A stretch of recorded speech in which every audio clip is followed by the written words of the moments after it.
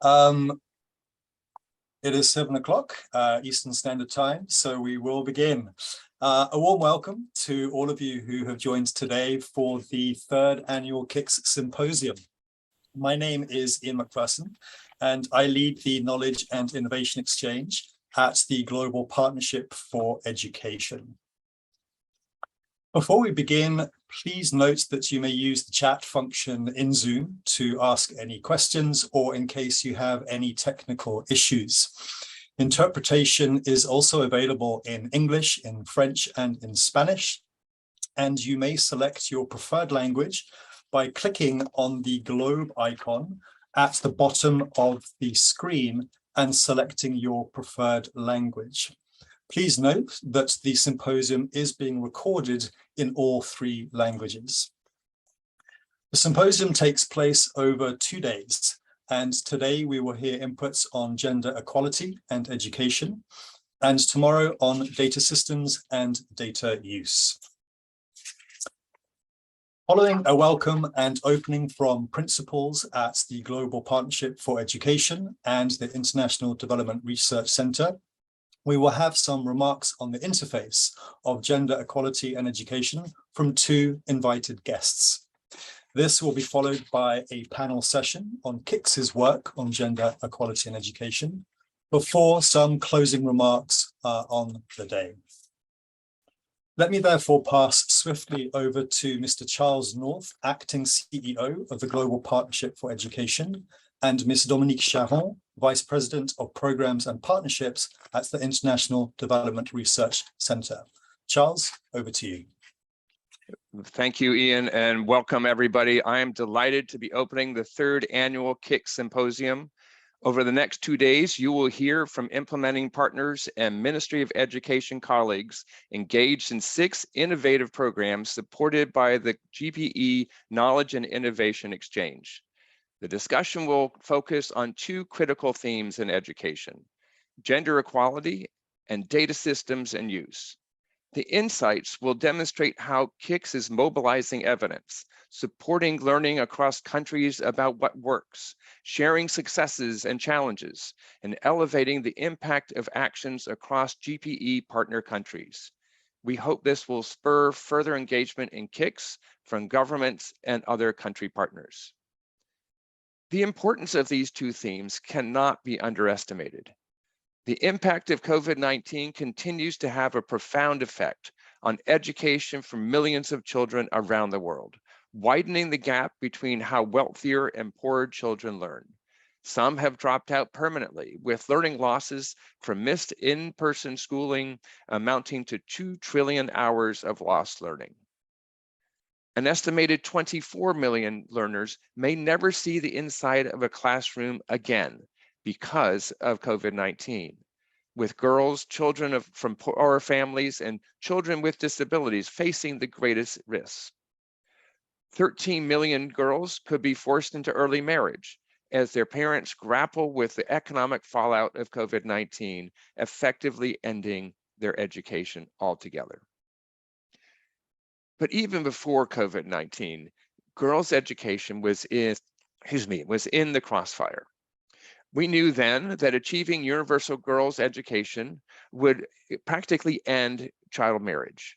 It would also cut in half infant mortality, drastically reduce early childbearing, and overcome some of the main drivers of gender inequality, including its transmission from generation to generation. The effect of COVID-19 on girls and their education has heightened the need to target measures at their needs. We will hear about how KIX is supporting governments to draw on solid, relevant, and effective evidence of what works. But as important is the need for data systems to capture, diagnose, and effectively respond to the learning crisis. Yet many data systems are incomplete, inefficient, or insufficient to provide accurate, timely data that support proper planning and responses. So tomorrow we will hear from KIX partners and government users on some groundbreaking innovations in data. Our engagements and advocacy at the recent UN Transforming Education Summit in New York reinforced the need for gender equality to be at the heart of transformed education systems, to ensure that schooling, formal and informal, provides the opportunity to promote equality and inclusion, and the necessity for the global community to support country-led transformation and achieve impact at scale. System transformation needs to be driven by demand, as well as the deployment and peer exchange of tools and understanding of what works. As you will hear over the next 2 days, this is what KIX does. And at GPE, we consider KIX a core asset to support countries in their transformation journeys. Let me take this opportunity to appreciate our partnership with the International Development Research Center in implementing KIX. I want to thank and send my compliments to you and your colleagues, Dominique, because we're just so thrilled to be collaborating with you. Thank you, everybody, and I'm looking forward to a very interesting couple days.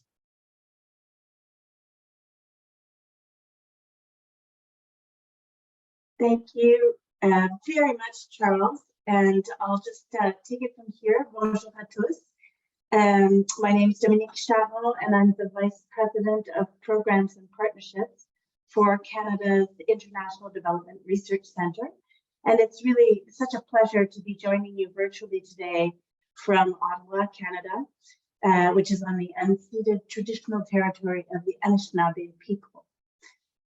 Charles, you've just really launched us and brought to the fore of our thinking some of the urgencies we're facing.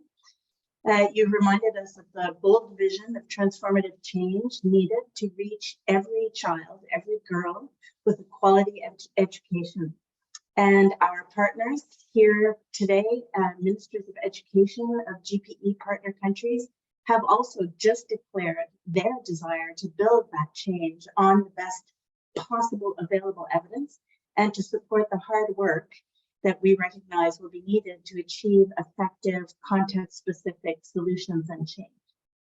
The honorable ministers here present and their ministerial colleagues know firsthand that knowledge about how to improve education systems, particularly in low-resource contexts, is fragmented, not easily accessible to them.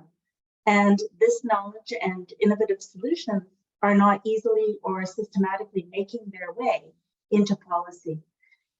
While many promising educational innovations exist, have been published, have been disseminated, and may be in use in one setting or another, there's really insufficient evidence on how to bring these solutions to scale successfully between countries, languages, and regions, and particularly the additional challenges we recognize are faced in the resource setting.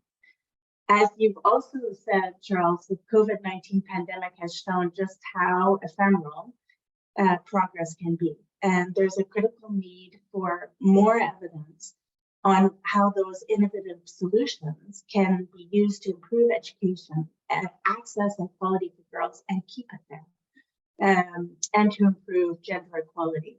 And you will hear later how much of a priority this is for Canada, as we will hear from our representatives of the Canadian government. And we are really proud to be part of that work as part of Canada's International Development Action at IDRC. And that's why at IDRC, we focus on how research and evidence and pathways for engagement for gender transformative change can be integrated into KIX and into all of the work we do. And when we talk about this kind of transformative change, we recognize that gender equality needs a lot of fundamental changes in terms of social change, in terms of changes in norms and perspectives that go far beyond what research on its own can do. And that's why engagement with stakeholders such as ministerial colleagues and communities, the education community, as well as the families and children themselves in overcoming these barriers to equality. And this is where KIX comes in. KIX, as you mentioned, is this evidence arm for GPE's strategy and vision. It's the central part of IDRC's investment for primary and secondary education. And I really salute GPE's vision and leadership under Madeleine Albright, Charles, and the whole team now under your new board chair, and for your vision and partnership with IDRC to leverage the full potential of KIX as a platform for bringing that evidence into education system transformation. A truly unique initiative. People are working with us in KIX in 70 countries to share common challenges, as well as learning from each other on how to bring that evidence of innovations and solutions to apply them in their own country settings and achieve country and SDG goals. We consider with them the evidence and the best practice and help ensure that the priorities of the countries are forming the basis for that successful research funded by KIX. Today, we will hear great examples of this research that is improving education access and learning outcomes for kids, for girls, and improving gender equality. It's the theme for today. We'll hear from researchers as well as those who are working on policies and affecting change. KIX engages policymakers to ensure that the evidence is relevant and leads directly into decision-making in education systems to try and shorten that time between finding solutions and putting them into practice. We're really looking forward to hearing about the work on cost-effective quality options for children, girls in particular, who are out of school in Leone.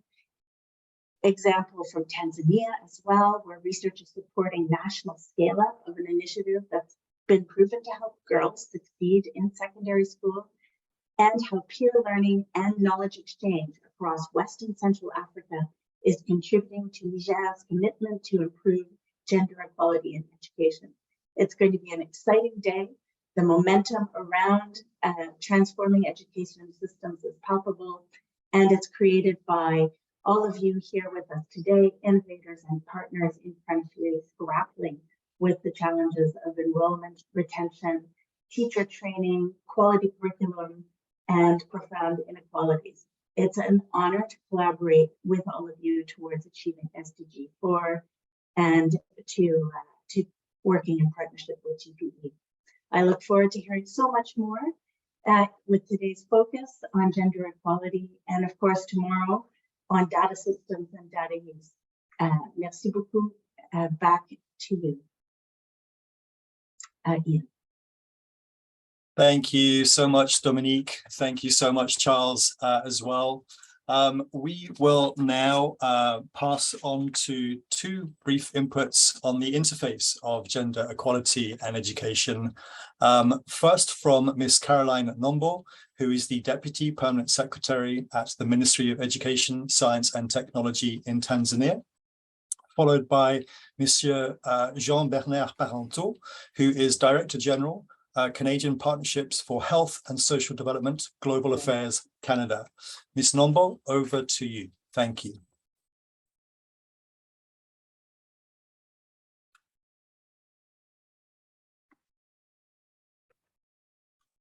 Yeah, it is good morning on the other part of the world, good afternoon here in Africa, and Jambo. Ladies and gentlemen, distinguished guests and participants.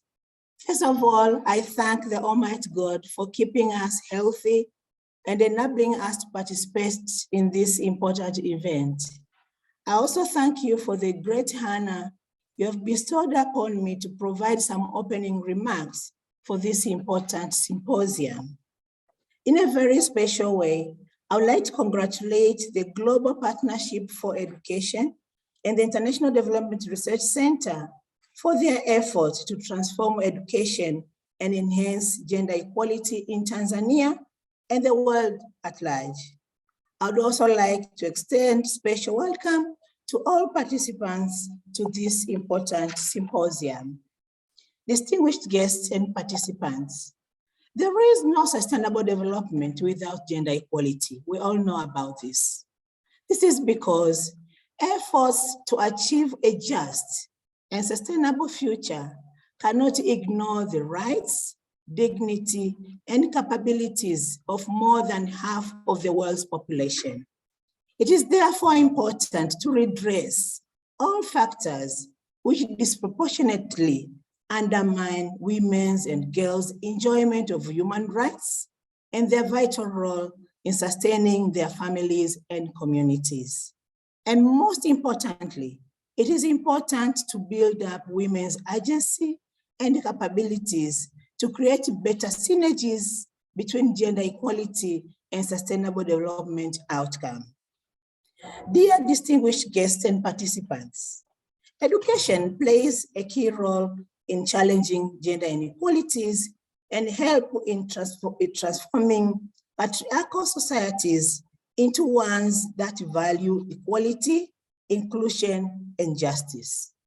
Education is essential for ability to exercise rights and consequently for women's empowerment.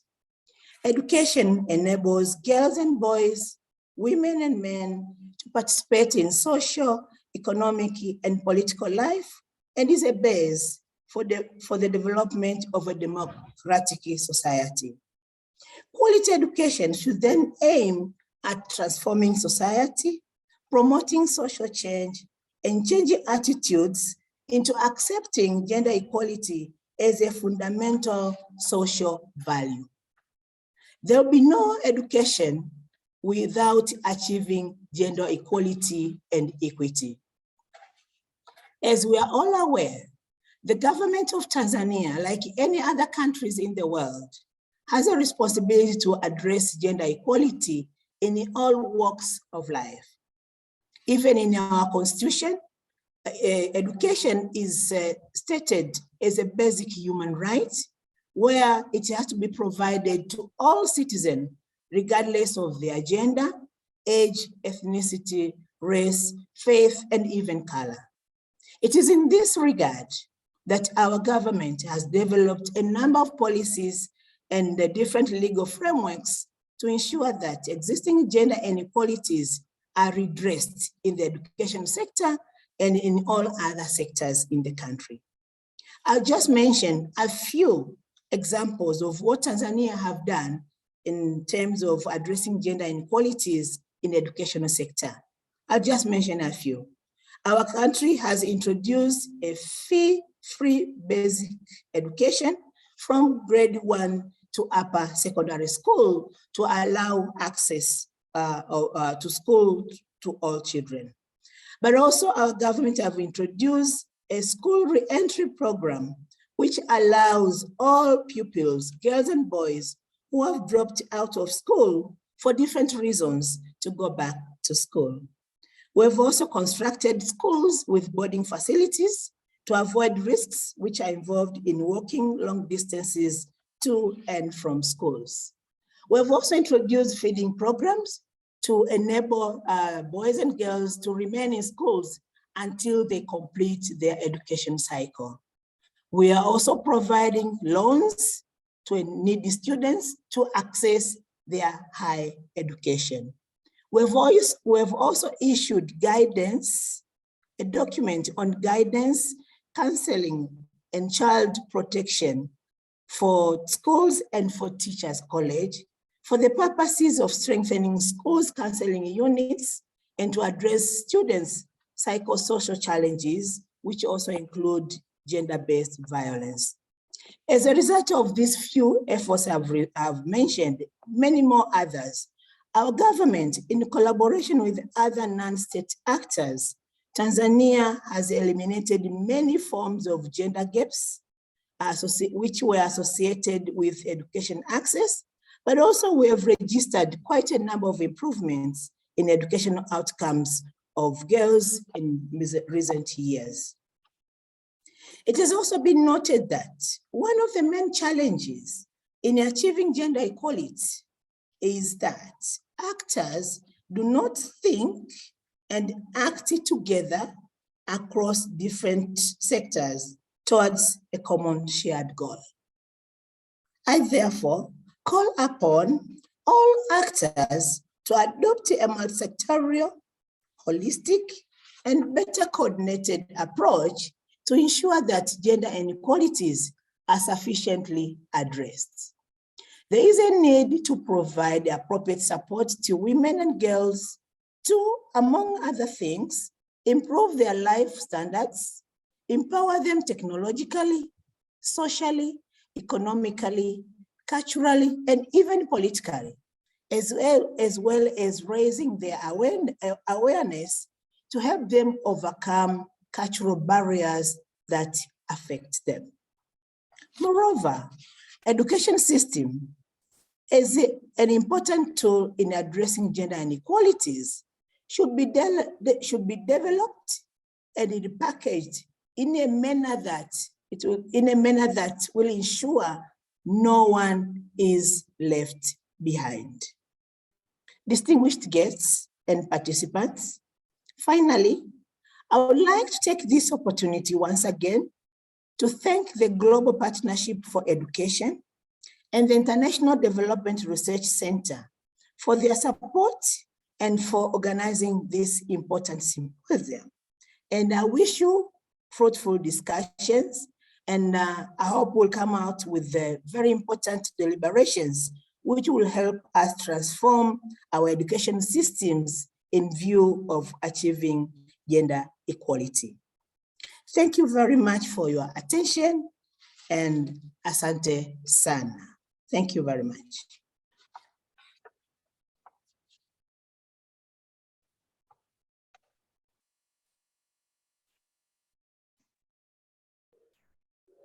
Please, Monsieur Parenteau, please proceed. Thank you. Good, thank you, Ian. Thank you, Deputy Permanent Secretary, for your insightful words. Your call to action confirms how passionate you are about gender equality. And Tanzania is certainly showing impressive achievements to transform education. I'd like to thank the Global Partnership for Education and IDRC for hosting this event, for providing a space for knowledge to be shared and subsequently put into action. Yesterday, we celebrated the 10th anniversary of the International Day of the Girl with the theme, Our Time is Now, Our Rights, Our Future. Comme nous le savons, les filles risquent particulièrement d'être laissées pour compte. As we know, girls often face greater issues due to COVID and conflicts. In terms of girls and education, we need to understand some of the underlying obstacles that are preventing girls from going to and staying in school. And for that, we need evidence. Partners such as GP, IDRC, and KIX to transform girls' education and to ensure that all the children and youth have access to safe, quality, and inclusive education and learning. KIX plays a vital role in efforts to achieve SDG 4, by generating and analyzing the data needed by policymakers and program planners to identify gaps and barriers to inclusive, sustainable education in lower income countries. We're proud that IDRC was selected to be the KIX implementing partner. KIX work builds on IDRC's long track record of participatory research for scaling innovation. We recognize as well the essential need for gender-sensitive, contextually relevant evidence to promote and advance quality, inclusive education for all, with a focus on the most vulnerable. Guided by Canada's Feminist International Assistance Policy, we strive to promote gender-transformative education, including by ensuring that girls' voices are represented and heard, promoting access to quality education, including in non-traditional sectors, like science, technology, engineering, and math, by working with teachers, education authorities, parents, and communities to eliminate harmful practices that prevent girls from accessing education, including child early and forced marriage, making schools safer for girls, including by eliminating sexual and gender-based violence, and advancing the human rights of girls generally, including by ensuring that they can make decisions about their bodies and their futures. Je sais que je m'adresse à des convertis quand je parle d'une approche féministe du développement. I would also like to note that we need to be inclusive and make sure that girls, marginalized peoples, and other communities can participate. In recent years, we have focused on girls' education in the G7 part, for example. We have also spoken about the need for for stronger evidence, to have better evidence-informed data. We have invested over $4 billion in various initiatives in order to meet our commitments in this area. We have also looked at other issues, such as teenage pregnancy, forced marriage, gender issues, sexual health and reproductive health. 2022, Canada launched the Together for Learning campaign to champion the education and lifelong learning for the most marginalized, particularly refugee and other forcibly displaced and host community children and youth. As part of the campaign, Canada has provided $40.7 million of support to projects in sub-Saharan Africa to strengthen refugee-led and IDP-led organizations working in the education sector. This initiative includes a learning agenda and a community of practice. Through the work of IDRC and KIX, we are better positions to determine how to improve access to quality education for displaced learners and how to scale innovative solutions backed by evidence. It is important that we continue to share lessons on what works at the local level to achieve gender transformative education. And that is why I'm excited about the panel discussions today. So let me stop here so we can start listening to all the brilliant ideas that will come in. So back to you, Ian. Thank you so much, Monsieur Parenteau, and thank you also to Ms. Nombo. We will now move to our panel on KIX, Gender Equality and Education. We would like to welcome Ms. Leslie Casely-Hayford from Associates for Change, Ms. Yatta Kanu from the Ministry of Basic and Senior Secondary Education in Sierra Leone, Ms. Lydia Wilbard from CAMFED in Tanzania, Mr. Sempeho Siafu from the Institute of Adult Education in Tanzania, Ms. Maïmouna Sissoko-Touré, coordinator of the KIX Africa 21 Hub based in Senegal, and Ms. Helikanto Rakotovololona from the Ministry of National Education in Madagascar. The panel will be moderated by Ms. Sally Gear from the Global Partnership for Education. And so with that, Sally, over to you. Many thanks.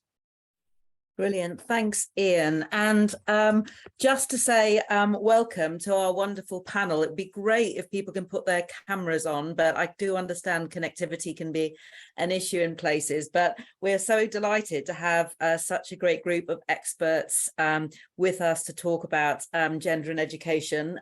Since we've had introductions, I don't want to waste any more time. So I think we'll go straight into our discussion. Just for the participants' sake, just to let you know, the whole panel discussion will take around 70 minutes. We'll have about 50 minutes of moderated discussion, and then we'll give a good 20 minutes to participants to raise any questions they might like to in the chat, and hopefully we'll have time to have a more interactive Q&A. So I mean, if we can sort of imagine we're all in my front room, even though we're all a million different parts of the world, that would be great, so we can have a good conversation. So welcome. So we're going to start off with you, Leslie. And I wondered if you could talk a little bit about the primary goal of your project, and how do you anticipate supporting governments to scale accelerated education programs? And I think that's a big challenge that we all are very aware of, that effectively both support girls in the poorest rural areas and in emergency or conflict environments. So we'd be really keen to hear about your project and with that sort of context. So over to you, Leslie. Thanks.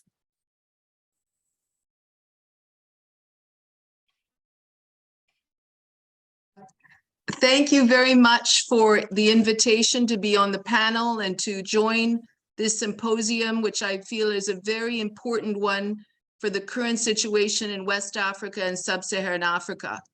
I've been working for about 25, 30 years on the issues of girls' education and gender equality in the education sector.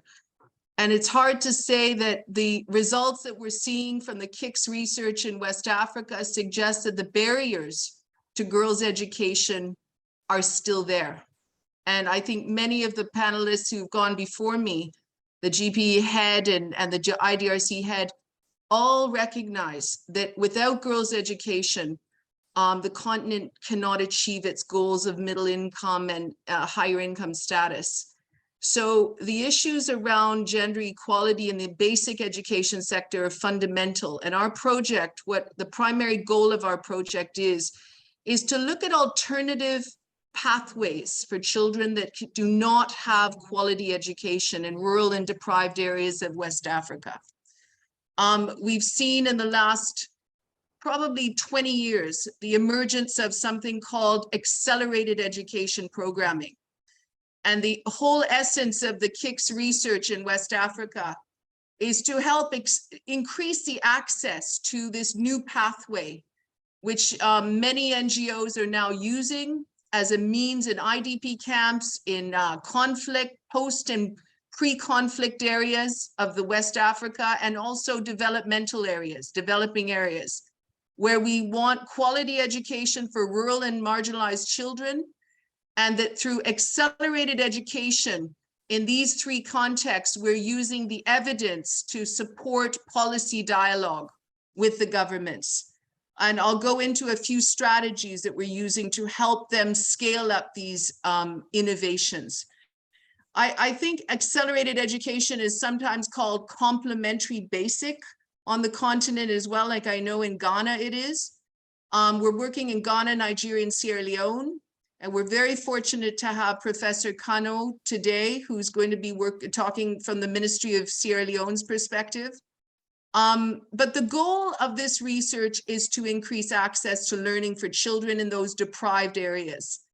It's also to help build and generate the knowledge base for governments and civil society to take hard decisions on how to better invest for girls, children with disability, but most importantly, children in general that are living in rural, deprived, extreme poverty and conflict zones. Accelerated educations are programs we're looking at helping to also better contextualize and adapt those programming for those different contexts. So we're working with 6 NGO partners that have shown scale in the past. Because of some of the development partner diminution of funding, some of them have actually lost their AEP programs, but they're now starting up with other types of funding. So the approach that we've taken so far in our work with KIX is to, of course, conduct the research. So the first year we started off with a mapping exercise of out-of-school children in rural deprived areas of the 3 countries, similar zones of the Northeast where high proportions of out-of-school children exist.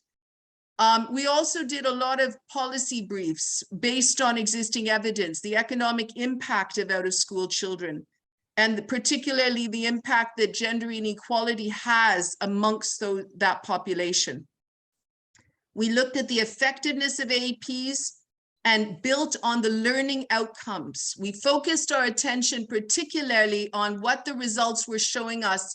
When we do a program in accelerated education, it's usually for about 9 months to a year, and then transition children into the formal system.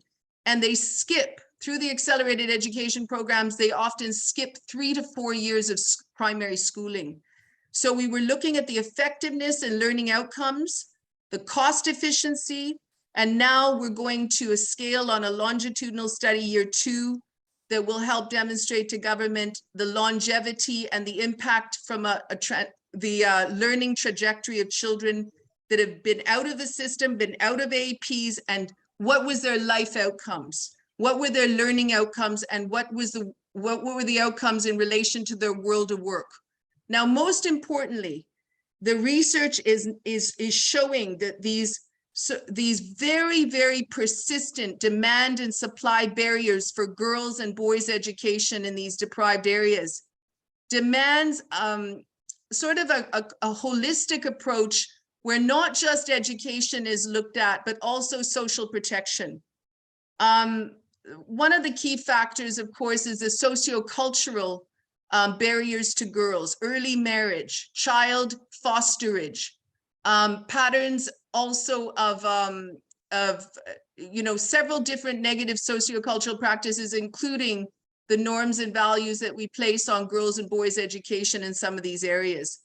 So we're looking at how the AAP programs and how they address those specific demand and supply barriers. The supply barriers, of course, are the fact that there's very few trained teachers in these areas. Trained teachers are often unwilling to serve in these areas, and that there's limited infrastructure. The vast majority, 30% in our mapping exercise, suggests that they're walking 3 to 5 kilometers a day. So there's still significant supply barriers, but the emphasis now, as we've been talking to the ministry, is not on school infrastructure. It's not in trying to put money into school infrastructure. It's now in investing in short-term responses that can allow children that are between the ages of 8 and 15 to have a second chance at formal education. So that is very, very important in contexts where factors that include demand factors of sociocultural and poverty factors. One of the key findings from the first mapping study showed that parents are unable to invest in their children's education based on just basic food needs, the needs of their feeding when they go to school, their basic supplies in terms of just school books and all the rest. But generally, these are demand and supply barriers that have persisted in our research for at least 2 decades. So it's now high time that governments do look at these alternatives and look and see what is their cost efficiency. We've done one study so far in Ghana, but we will be doing another study under the KIX research in the last year, which is from Nigeria and Sierra Leone, related to cost efficiency. And what we found so far is it's 1/3 of the cost of 1 year of primary. But because children do transition to the 3rd or 4th year of primary, we're looking at least 1/10 of the cost. So it's about $100 to put a child through 1 year of accelerated education programming. So it is very cost efficient, especially in areas where there are no schools and no teachers willing and able to serve those populations. Sierra Leone's database is now growing, and we are so excited because the Ministry of Education has embraced many of the evidence findings, even at the UN Transformation Conference. And I know that there will be action in many of these countries. Nigeria's government has also put in place standardized certification for any child that exits an AEP program. They're taking accelerated education program to a new height. They have a curriculum, 3-year curriculum, so you can move through AEPs from primary, junior, and senior, and then transition into senior the 3rd year. So the Nigerian government is looking at this as a viable opportunity for its youth in northeast state of Nigeria. And the research we're doing is helping them to construct new roads towards that pathway. I think I'm going to end there if that's okay. No, Leslie, that's fantastic. And I was just going to jump in because, I mean, I could sit and listen to you all for hours, but we have to respect our time, unfortunately. But that was fascinating. Thank you so much. And now I'm going to pass on to, we're delighted you've joined us, Professor Kanu. I'm sorry, I think you had a few connectivity difficulties, so apologies for that from our side, but great to have you here. And now we'd really like to hear about, from a sort of governmental perspective and also from a systems perspective, how does the ministry utilize formal and non-formal education provision for girls and poor children? And how does this project help you achieve that endeavor?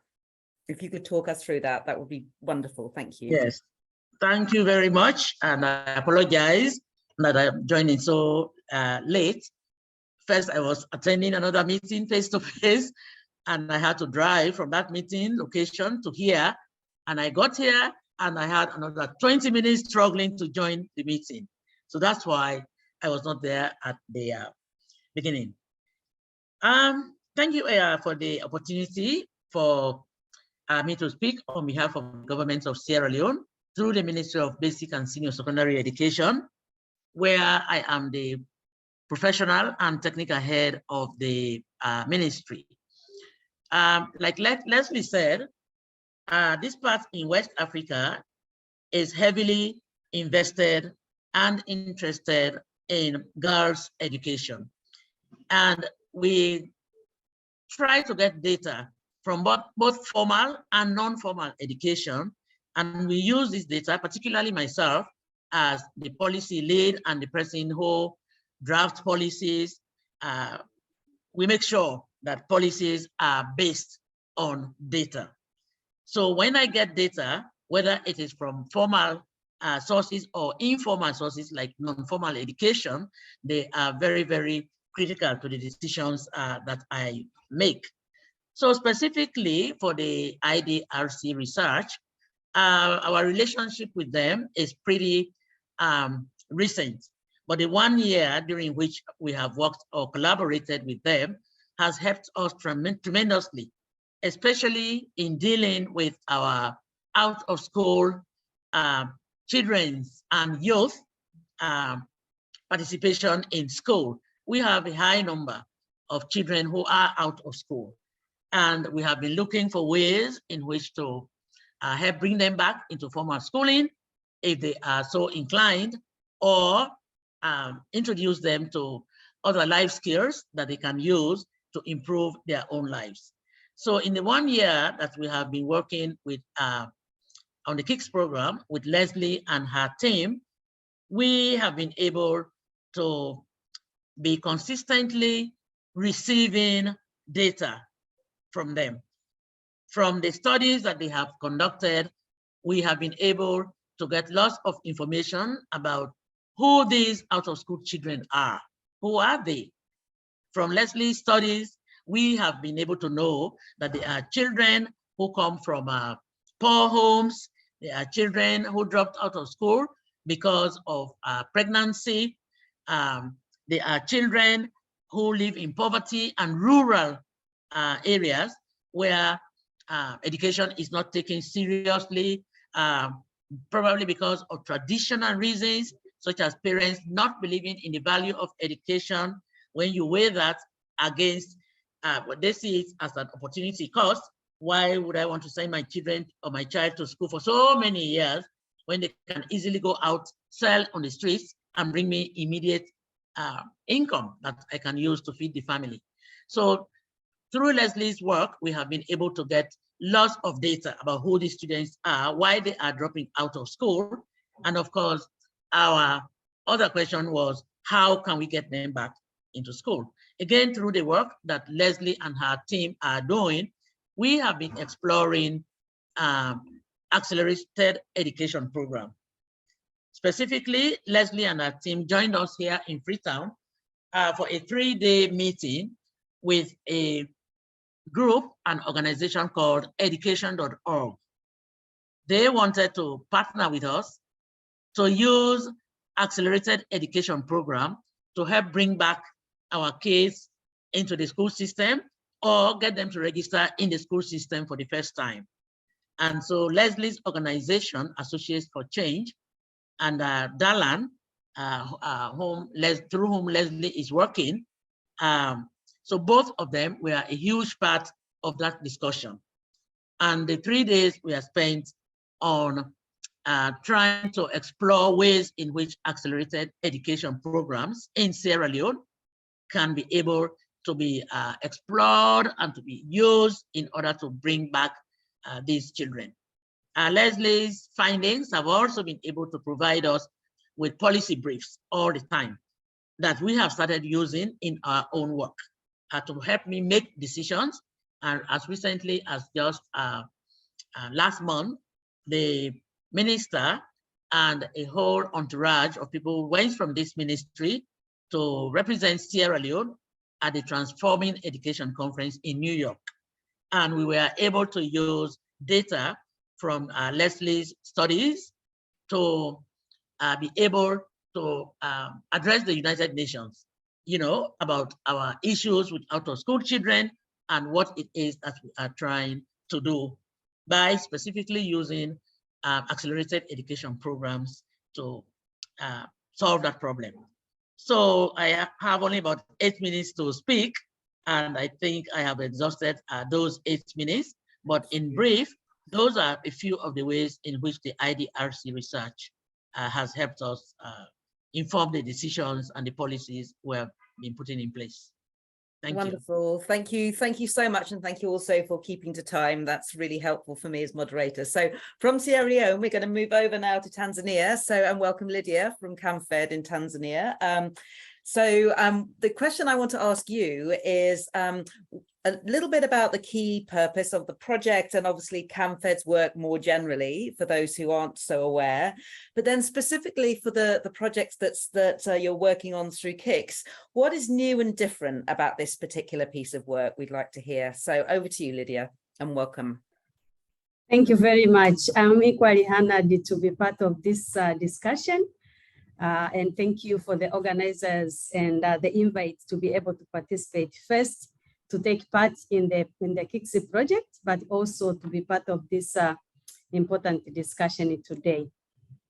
So the project that we are working on under KIX is really looking at the possibility of scaling a youth-led social and mentorship program, a learner guide program, to improve quality of education for marginalized girls in Tanzania, Zambia, and Zimbabwe. So back in 2013, CAMFED launched a program that is unique in its way of engaging young people, particularly girls who have experience and knowledge of marginality and having able to finish school, to come back to the school system to support the implementation of life skills and mentor other young children to be able to complete the school. So this program has been successful with the documented results and impacts first on the children themselves in terms of increasing their attendance, self-esteem, confidence, and learning potentials, but also to the school and to the young women who are implementers and mentors, who are excellent role models, especially to marginalized girls, who most of the time, especially in rural communities, they lack the model that they can look at.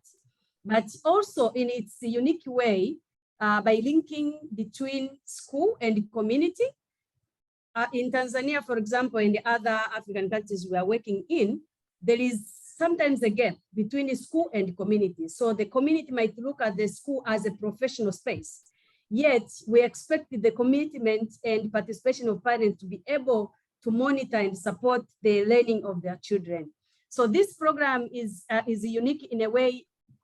It is linking between community and school, but also its scalability potential. We have adapted the program in urban peri-urban schools in Tanzania since 2018, and to date it is working. And the program has worked in areas where CAMFED did not have these girls that were supported through school. So the potential to scale of this program is actually the reason that brought us together to look together on how this program can be scaled and systemized within the government program. So at CAMFED, we understand that we envision a world in which every child is educated, protected, respected, and valued, and grows up to turn the tide of poverty.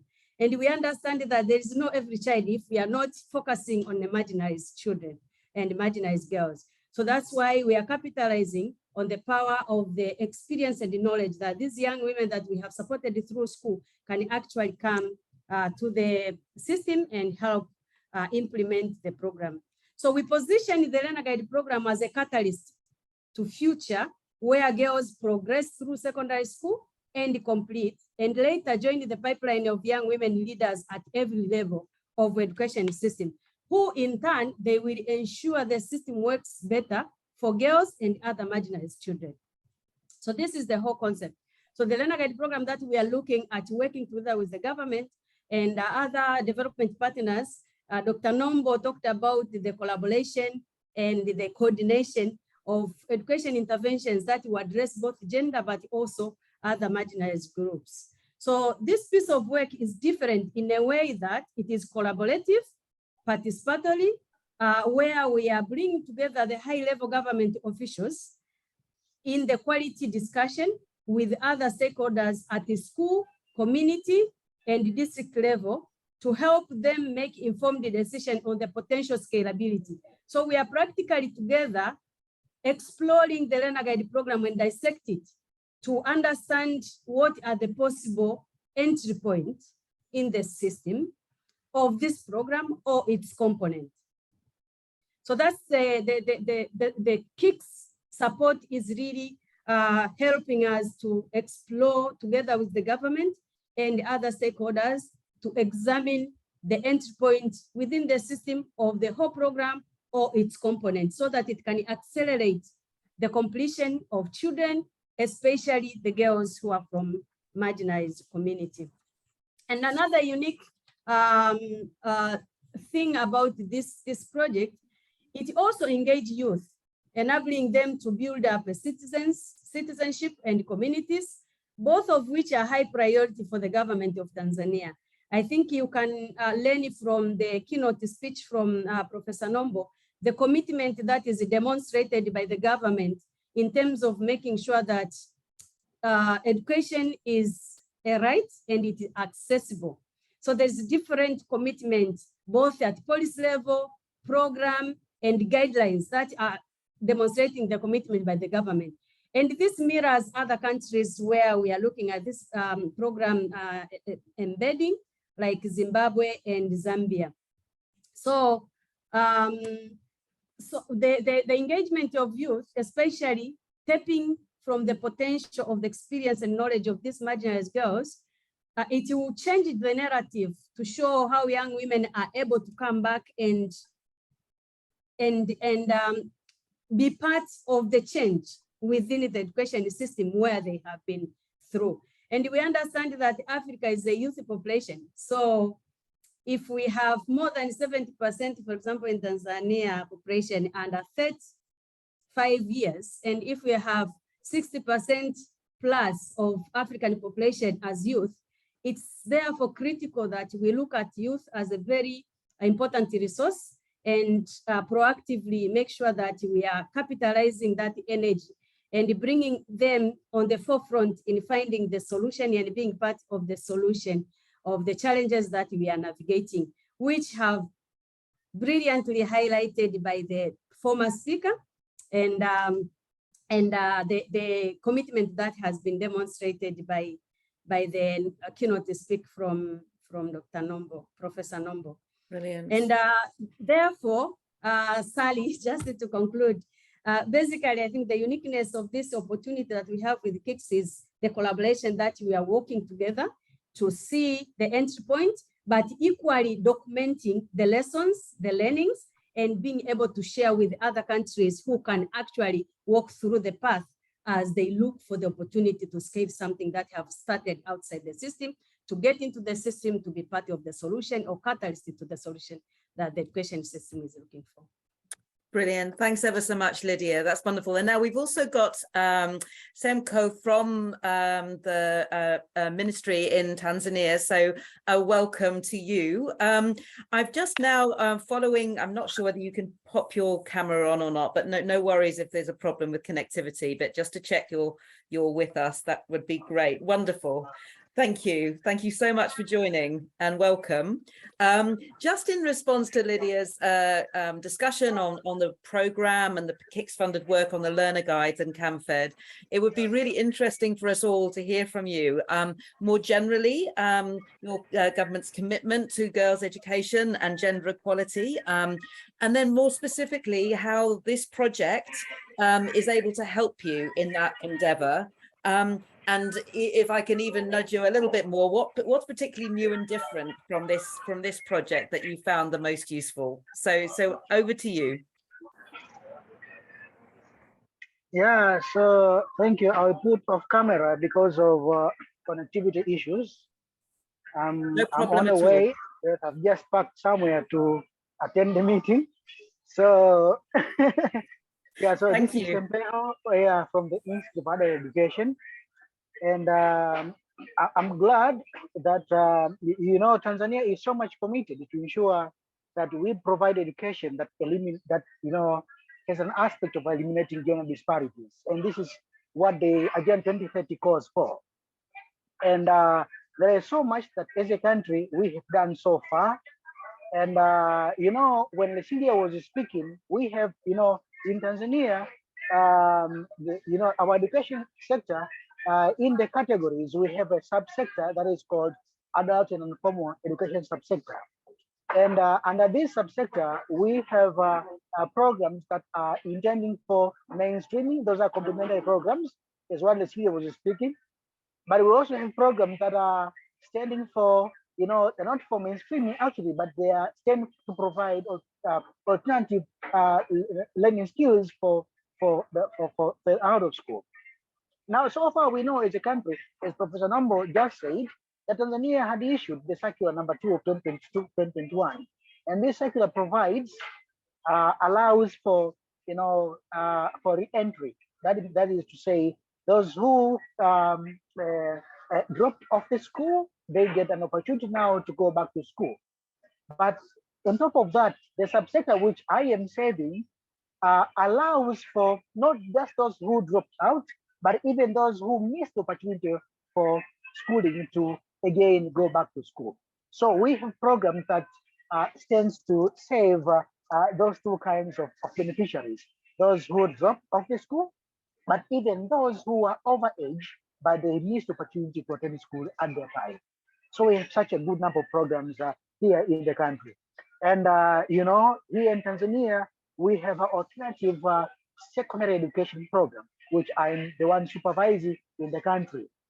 And under these programs, just this year, we have been able to bring back to school 3,000 plus girls who dropped off the school.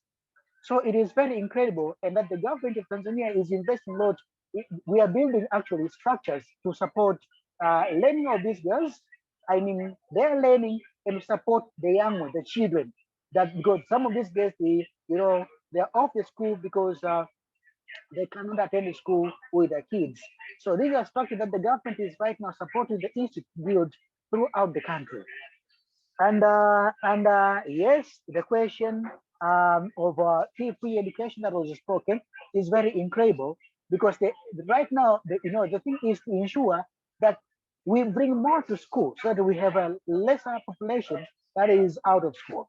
And so with having this strategy by the government to ensure that basic education is free throughout the country, it ensures that in the future, we have, you know, quite a lower number of young ones, of youth that are not within the school system. But we know in the current ESDP, Education Development Plan, the current one, the government is actually setting up strategies to do sensitization throughout the country to get the communities understand that there are available opportunities to bring back to school learners who dropped or those who missed opportunities. So these are the interventions that as a country, the country is doing. But there is a question, there is TESP, that is Teacher Education Support Project, by the ministry, that is there to strengthen professional development for teachers within the technical teachers. And this program is intended to improve gender sensitive instructions. That is to say, you know, there's a question of gender responsiveness in the pedagogy. And so this program is set in the country to ensure that we improve the questions of gender in Tanzania. There are like 3 or 4 programs that I will mention in specific. The first program, as I said, is the SEQUIP program, that is improvement of secondary education program in the country, targeting out of school girls. This is the one that supports 3,000 plus girls to return back to secondary education. But there is a program that is called CAMFED, that is a program for preventing child early forced marriage in Tanzania that the institute is doing. And there is a program that is called Empowering Girls Through Education in Ngorongoro, Sengerema, and actually in Kasulu, Kigoma. the programs intend to avail opportunities for ICT-based literacy among out-of-school adolescent girls in the country. But there is two more programs, that is Every Adolescent Girls Learn and Educate a Child, that is right now on the go in Tanzania. All these intends to avail more opportunities for learning within the country. But we know currently the government is trying to review school management, the school boards within Tanzania, to ensure that there is equal representation of gender within the decision. And that is to say, you set an example within the school premises for girls to get motivated in taking active role in decision making. And so this is very, very critical. And we know that the country is led by CCA. And CCA manifesto, we look at the articles 212 and 230, the CCM has said it very clear that the target in the next 5 years is to ensure that there is equality in terms of gender equality in all government forums. But again, under there, the government has set a very specific commitment to say women in Tanzania, they will be supported with soft loans within the government. So you can see women who are struggling financially, they can create projects and really get support from the government.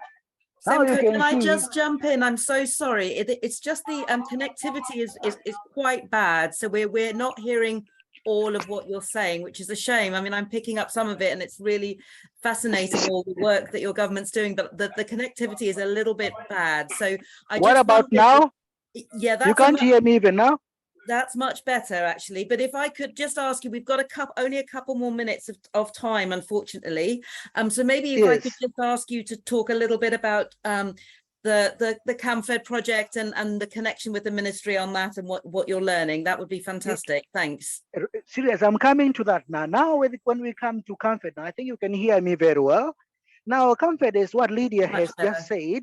Yes, under the Renegade program.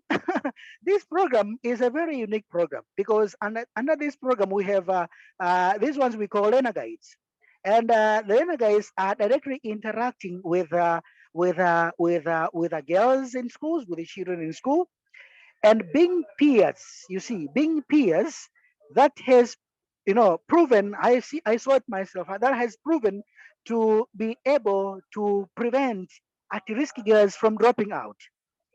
And so we were actually discussing so much in terms of comparing they happen, because in the school there are counseling teachers in school, but you see these young ones, they trust more their peers than the teachers when it comes to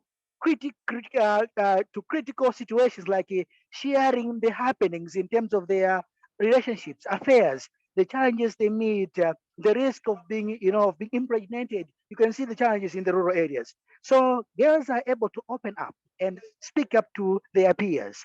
And so there are several components, like 3 components that I have been recommending. You see, the first component is that aspect of volunteering.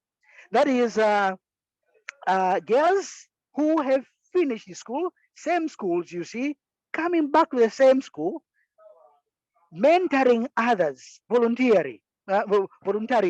You can see that aspect is very critical. And I know right now in Tanzania, the Prime Minister had issued a guideline for internship to get young ones volunteer in the country. So this element is very good that we see in the program. But the second thing is that the program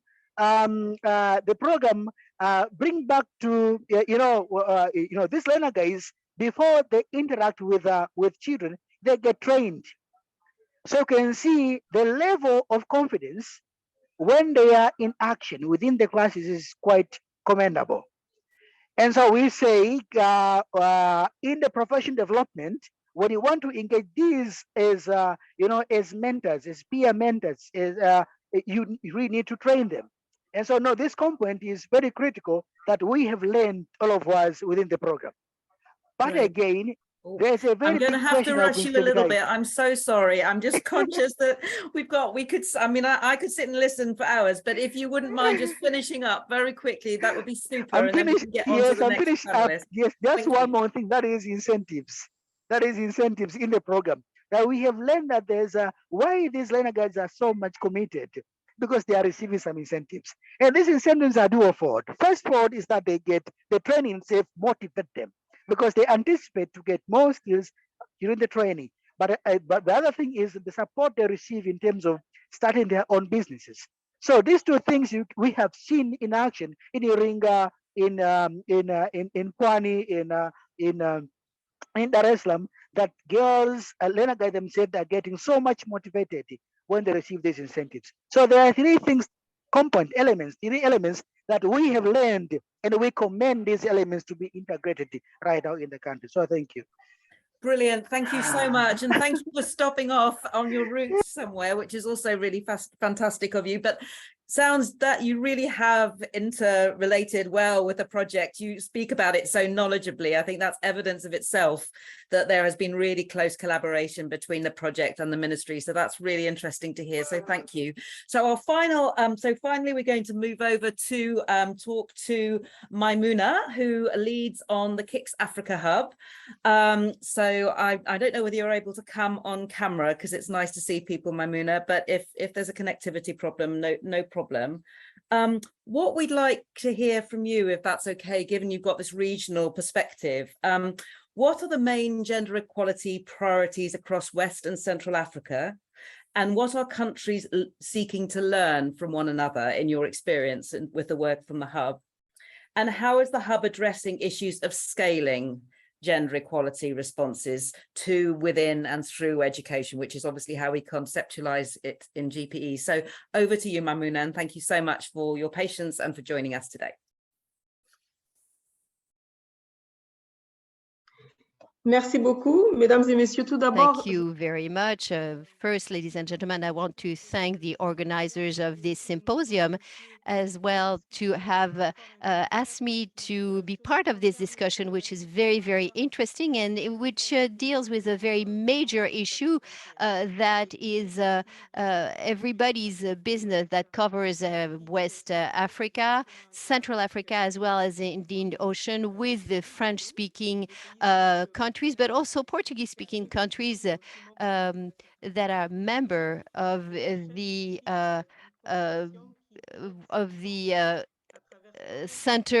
International Center for Francophony. Those are very important members of this important members, and the so I would like to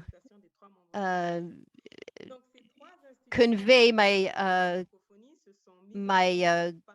my good morning from these, and we are all speaking with one word to increase the education and to actually place the accent on the data. In terms of priority in the Center for Africa 21, there are many challenges, but the issues of equity and inclusion, as well as gender equity, is a priority per se. And among the priorities in the various countries, this was actually said, and we cannot have development without women and without young girls, who are very simply an integral part of society and who have to play a very major role. In 2020, we have led a study inside the center with the contribution of the partner countries to identify the regional priorities in terms of education. And the results were that there were several issues, but the issue that was actually came first was the issue of the initial training and the continuous training of the teachers, as well as inclusion and gender equity, as well as the question of teaching in bilingual, as well as, of course, the question of language. So we had two roundtables regarding equity, inclusion, as well as gender equity, and we had to actually examine all this with the national coordination team so that we could actually understand the concept regarding gender equity. And knowing that gender is a social construct, it can actually change in time, and it can actually be reinforced. So it is imperative to work on it constantly to get to inclusion. So it is important to clarify all this. And we also had the privilege to collaborate with Fawi on this question with the launching of the KIX Hub Africa 21. And I would say that this was one of the first issue that we dealt with. It was during the COVID period. And what we did is that we had a remote roundtable. We examined the issue, as I said a few minutes ago, because it is a priority in the region.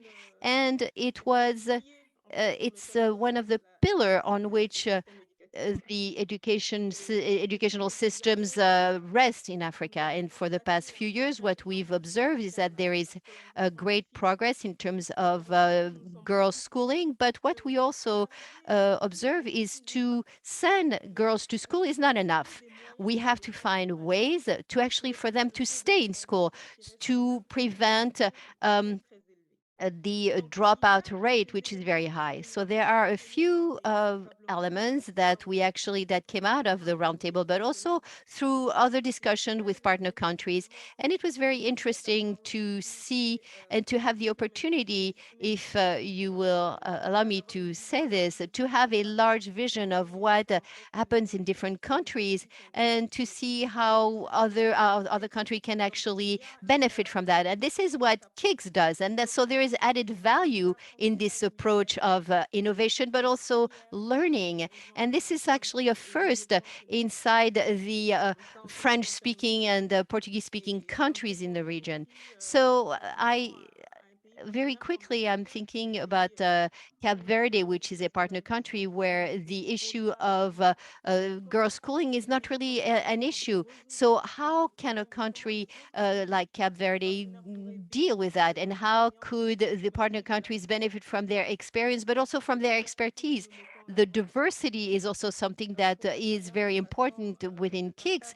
Through sharing what we've learned and the innovation, the countries can actually contribute to each other's design for their educational systems. So there are several elements and several actions that were made by the countries to adopt what we call planning and budget sensitive to gender. So we have trainings. We have some countries who there are some structures from the Ministry of Education that actually receives training that are gender sensitive again, and that allows the people responsible for planning to do so while taking into account the gender aspect. And when they actually want to take measures or do something, they target a particular number of girls to make certain that they emphasize what is happening there. And that is important in terms of inclusion. There are also positive discrimination practices that go through granting some financial aid for girls, for teaching, it's for going to school, it's to pay for their schooling, it's to actually pay for their books. And in Burkina, for example, during our discussions, what we learned is that there is a program that was launched during the security crisis, and it was financed by the GPE. And it's a support to the vulnerable girls, but also to pay for the books. The governments also are making a lot of effort by way of grants or subsidies to the PTAs, and so there are some financial aid for vulnerable girls, but also it deals with the issue of dropping out of school.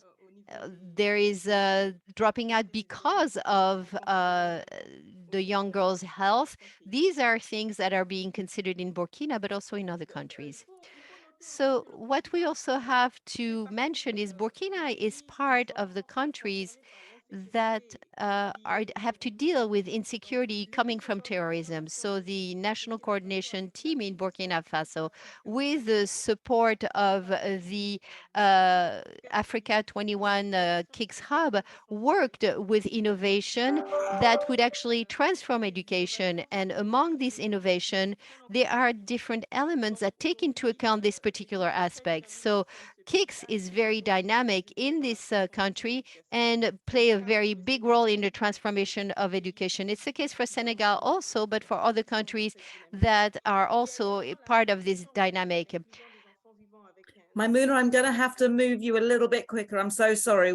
I've not been a very good moderator because we've all overrun a bit, but that's fine. We'll get there. But if you could just wrap up in a couple of minutes, that would be great. And then we can move on to our final panelists and open up for a bit of Q&A before we need to finish. Thanks. D'accord, très bien. Sure, no problem. To conclude, we can also see that all of the literature agrees. We need to achieve equity and inclusion to make sure that education is a right for everyone. We're not just talking about going to school, but learning something once you go. It's important to make sure that skills and knowledge are transmitted to students. Sometimes students have to leave school, but it's important to help them stay as long as they can so that they can gain as much knowledge as possible so that they can be full-fledged citizens. We recently had an opportunity to discuss the issue of gender equality and empowerment of women and girls, and I was grateful to have that opportunity. So, working with different countries is a great opportunity to improve our knowledge about the issue of gender equality. It's important to look at the different approaches which we can adapt according to a country's specific education systems and contexts. So thank you very much for your attention. Super, thanks very much, Maïmouna. And we're going to move quickly on to our final panelist, and apologies for the wait, and thank you for your patience. Helikanto, welcome. And the final question to you is derived from the COVID-19 pandemic. What actions is the ministry in Madagascar taking to reintegrate girls into school in Madagascar, and poor children in general, I would say, and in what ways has engaging with the hub, the KIX hub, helped you to advance these actions? So over to you, and obviously, like with all speakers, if we could try and keep it short so we can come to a couple of questions, that would be great, but I don't want to cut off your time because of your patience, so thank you very much.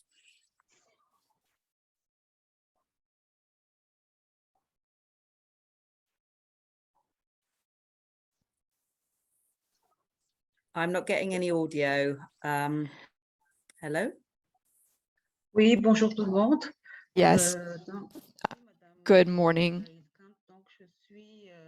My name is Helikanto, and I was appointed by the Ministry of Education in Madagascar as the KIX focal point. I would like to thank everyone who has given me the opportunity to participate in this symposium. I'd also like to thank Maïmouna, who is the coordinator of the KIX Hub Africa 21. With regard to the issue that we're discussing today, I'd like to first talk about the general context and girls' access to education in Madagascar. In terms of parity, I do believe there is gender parity in Madagascar. There is a balance between the genders in schools, and this is something that we have seen thanks to measures by the ministry, which has worked a great deal in planning. However, we do see a an imbalance at the secondary school level. There's a balance between girls and boys in primary school, but not so much in secondary school where we see more boys. Now, going back to your question about the pandemic, not all measures have been taken quite yet, but we have taken measures to provide support to marginalized children, and we have worked to implement programs to promote sexual health. At the high school level, we want to put a scholarship system in place. Our program is also looking at the issue of health and reproductive rights. And that allows us to talk about topics such as gender-based violence, sexual harassment in schools.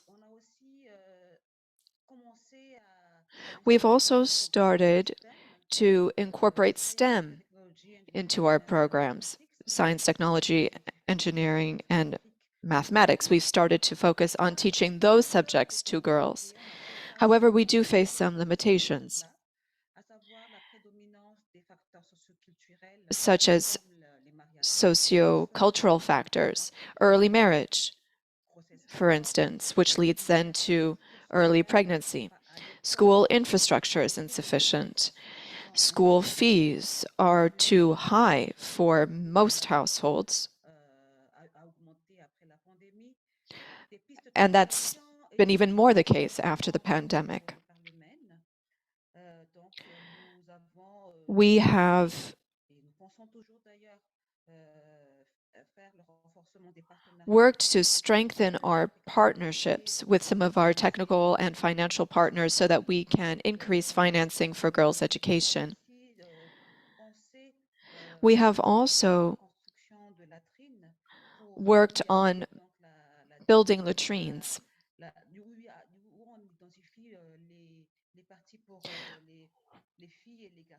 so that we have latrines for boys and girls. In addition, we've worked with parents. We've carried out awareness campaigns. Right now, we are in the midst of a reform of our school curricula. We have a program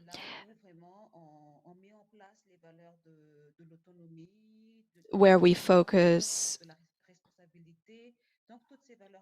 on promoting values,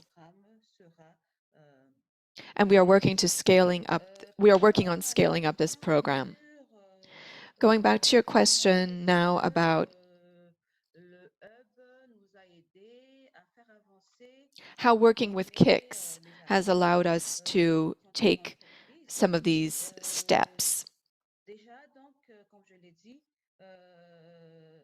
Well, as I mentioned, we have carried out some of these measures,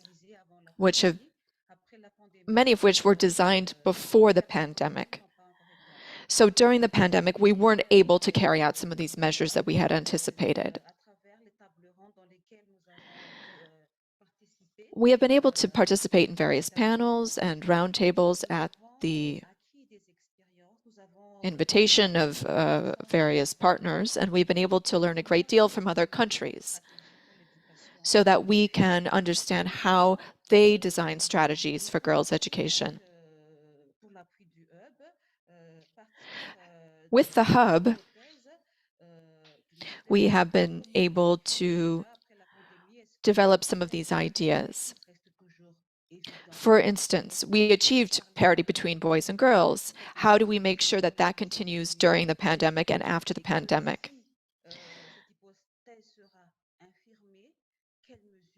How can we continue to strengthen this measure? What measures need to be taken in Madagascar to do this? As Maïmouna mentioned a moment ago, it's been very useful to hear from other countries, such as Cape Verde, where issues regarding schooling may be different. This really helps us when we make decisions and develop strategies for girls' education in Madagascar.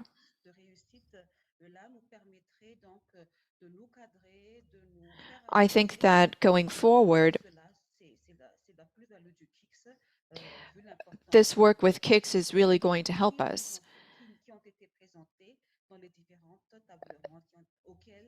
especially since we have the opportunity to participate in these various roundtables with different countries. Thank you very much.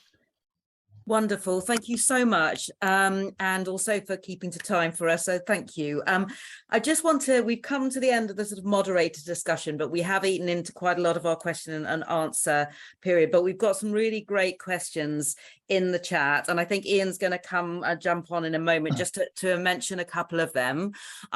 Particularly, there's a few comments I just wanted to pick out around the importance of not just thinking about gender equality in terms of girls only. And I think this is a really important point, and how harmful gender norms can be as negatively impactful on boys in their access and learning to education and their opportunities going forward, and being mindful of that. And I think that's why we use the term gender equality and girls' education. We're not just focusing on girls. I think that was really, that's come out a lot in chat, but there's a lot of other really great questions. We're not going to have time for the panelists, I don't think, sadly, to respond to all of them. So what we'll probably do, and if that's okay with colleagues on the panel, that we will reply written responses to people afterwards, if you wouldn't mind, if the question's directed at you in particular, if that would be okay, that would be great, and then we can follow up afterwards when we send out the recording. But over to you quickly, and I don't know whether he wants to just pick out, we've probably only got time for one, maybe one, or maybe just one, and then we'll hand over to Joe and we'll follow up with the written responses. Thank you, Sally, and thank you to all of our panelists. Yes, apologies that we also had a bit of a technical issue, I understand, with the chat that wasn't working for a while. When it did work, we got lots of comments coming through, including some questions. Maybe just, there was questions to all of the panelists, and maybe just to raise one. There was a fair amount of interest in the accelerated education program by Associates for Change and the input from Dr. Kanu in Sierra Leone. And the question was around quality and how is quality being addressed.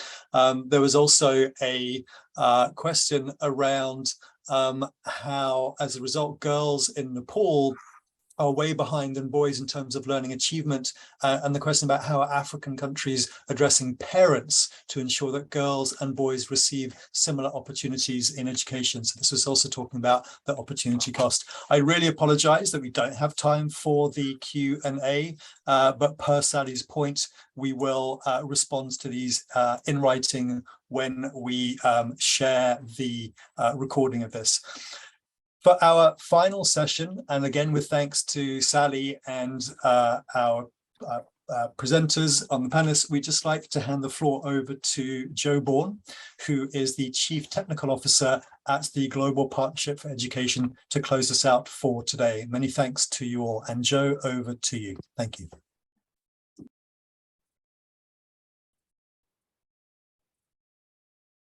Sorry, Joe, I think you're still muted, I'm afraid. All right, can you hear me now? Yes, we can, thank you. All right, I do have some weird technical issue here, but I'm going to go ahead anyway. I hope you can see me as well. That was fascinating. A big thank you to all of the panelists, but also to the organisers, IDRC, GP staff. You know, it was a really interesting exchange. It gave some real evidence actually of what we're talking about when we think about exchanging and working in partnership. There was a real spirit of partnership coming through all of those discussions. And I was reminded, I had the privilege of being at the TESS recently and moderating a panel on finance. And one of the questions we were talking about was, you know, what do you need to help improve the efficiency of finance? And this was to ministers of education. And one of the answers that came back was, we need evidence. We need evidence of what works. And we need to understand how the interventions that we're making are turning into results in the end. And I think that connection between evidence, cost effectiveness and scale is really important. Now, we focused obviously on gender equality and everything we could do. I was desperate to jump in and join Sally on talking about what do we mean by gender equality, vis-a-vis it not just being about girls and boys, but really understanding the different barriers that face girls and boys, and particularly the social norms around those different things, which, as many of the speakers at the beginning said, it holds back development in many countries. You know, certainly within GPE, we have been looking at gender in every single aspect, just asking the question, how can we use whatever we're doing to leverage or improve gender equality, both through our grants, but also through the dialogue we support at country level. And we think about this in terms of, and Sally mentioned this, gender equality in, within, and through education, meaning that real consideration is given to the actions that are needed to address access to education, which we definitely heard some examples of today, improve the experience of education within schools, and make sure that the opportunities that education provides gives that provision to every child, regardless of their gender. And I think what we heard today is real examples of, you know, innovations that were helping us to improve access to education for girls, but also think about how their experience within school could be improved, but also how young people, girls and boys, make a contribution to improving the situation. I don't think I have time to go much more. I was fascinated, I guess, by three things that came out from the panel. One is, you know, a lot of people talked about deeper understanding of the barriers to gender equality within specific contexts, but then the exchange around those. So fees, social norms, supply, insecurity, all came up. I was fascinated by the way in which there was an exchange around innovation, but also how those innovations were sort of beginning to, or sparking, or being taken up by governments in different ways, and thinking about how they could have greater impact and greater scale. So in closing, let me just say a huge thank you again to all the panelists, to the speakers, and to remind participants that the symposium continues tomorrow. Well, we'll have a similar deep dive on data system and use in education. So thanks for that, and I'll close.